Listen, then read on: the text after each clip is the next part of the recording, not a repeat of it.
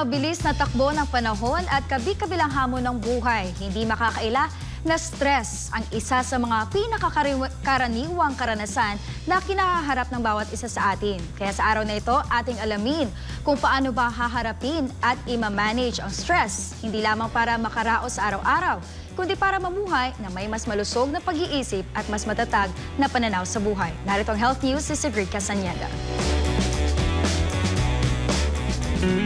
Naiisip mo ba magkaroon ng stress-free life minsan? Yung tipong wala kang maraming iniisip kundi masasaya at magagandang alaala? At yung tipong relax ka lang at malayo ka sa mga hamon sa buhay na madalas ay nakapagbibigay sa iyo ng stress? Alam mo ba na ngayong Abril ay ipinagdidiriwang ang Stress Awareness Month?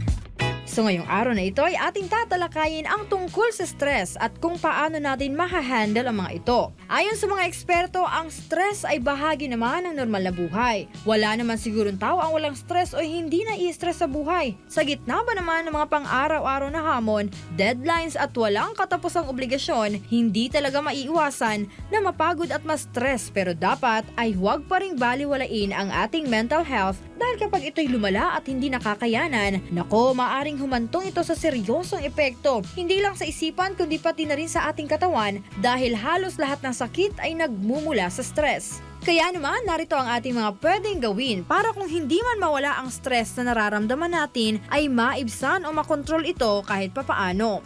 First, matutong huminga ng malalim at magpahinga.